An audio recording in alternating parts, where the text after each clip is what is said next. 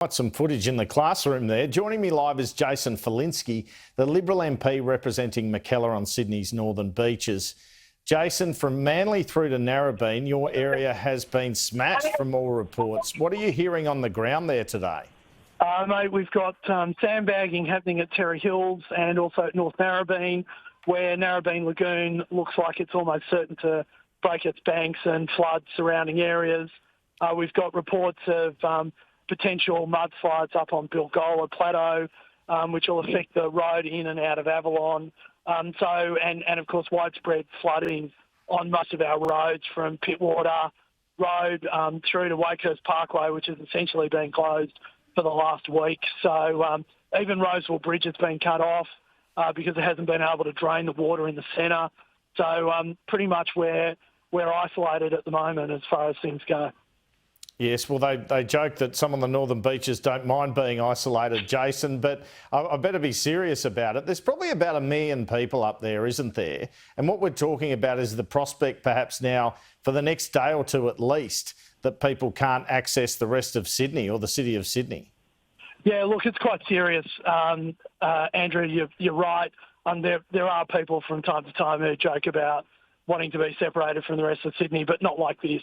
And I think there are a lot of scared people up here who are just not sure if something happens, and God hopes something doesn't happen, that they won't be able to get to the sort of services they need. So I think I heard you earlier saying that the advice is to stay at home, don't travel unless you have to.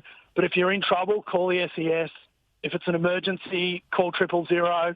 And, you know, the really important thing is that the federal and state government will have rescue packages at the end of this, so we can help people rebuild their lives and get back to normal as quickly as possible. So do you have, I know it's early on, but do you have any idea here how many homes might be affected? Are we talking thousands of homes could experience flood damage? Are there evacuation centres being set up? If there are, and you know, can you tell us where they are?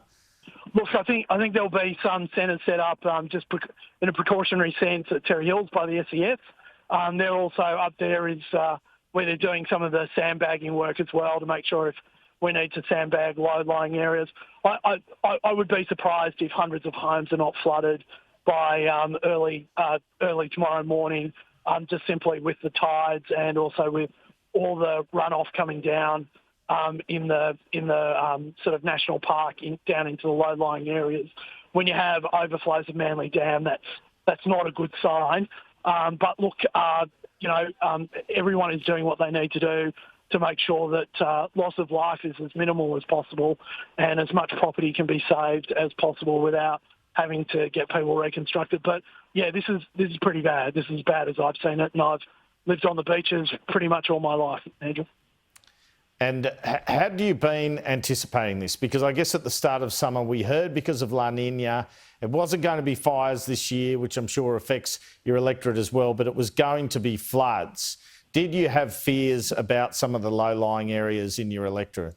Mate, we do, especially around the Narrabeen Lagoon area.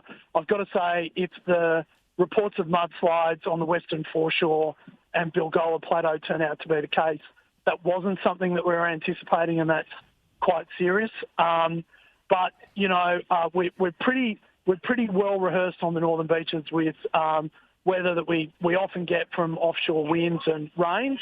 So this isn't something new to us, but it's not usually this severe. So and not this widespread either. Look, just very briefly, Shane Stone mentioned this and had a lot of criticism.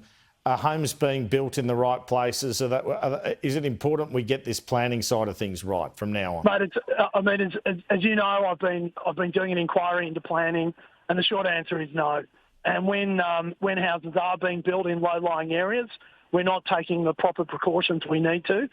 Now is not the time or place to, go through finger pointing, but absolutely, levees need to be built.